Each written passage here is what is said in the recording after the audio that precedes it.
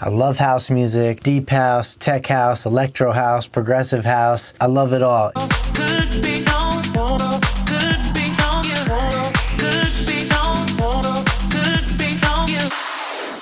I want to talk to you today about house music. I love house music. It is awesome to me. I love jamming to it.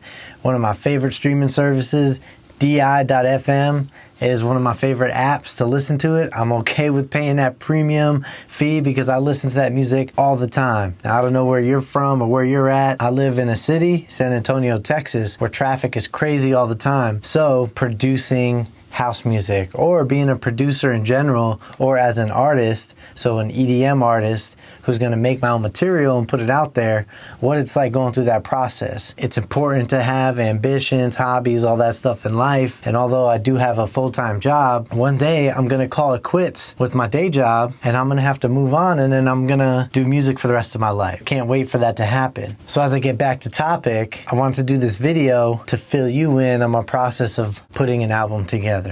I've put out singles before, and there's a level of commitment that comes to releasing music that you have to be like, this is my product, I'm putting it out there. And there's no hesitation to it. There's not a thought of, well, I can redo this. Oh, I can make this better. Because honestly, there's always that opportunity to make something better. I think it's important to just get it out there. A friend of mine who's an artist recommended a book called Steal Like an Artist. And one of the chapters in this awesome book was about just putting your work out there, just releasing it. So the challenge that I had with working on this album is I changed my production processes a couple times. I tested out the tracks on different sets as I was performing, and it sounded pretty good, but I kept going back and, oh, I can make this better. I can make this sound like something that I wanted. And so it was a tad bit of a challenge, but I'm at that final post-production phase where I'm getting ready to do mastering. So the mixing sounds good, the automation, I'm making it sound polished. I'm not trying to get too much technical details here. The truth is that a lot goes into putting out a project. And I know sometimes people are like, well, you should put it out for free. Put it on SoundCloud or whatever. You know what? Streaming is practically free,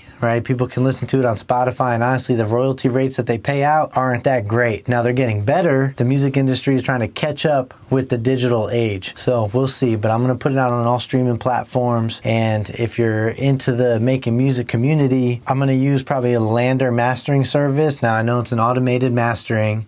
I've used engineers before, human engineers, sent them to my product and they've done it. But honestly, for streaming services and what you need, LANDR and those automated mastering services work pretty well. So throughout this time of getting my album together, I've learned a lot. It's a challenge. I learned new techniques to my productions, new ways to handle my drums, the importance of going out and testing tracks. A track doesn't have to be 100% ready, but it is important to go out there and play it on a system, because you know what? That kick may not be hitting as hard out in a club as I think it is in the studio. House music has driving drums. You can feel the rhythm the whole track. That's why I love house music.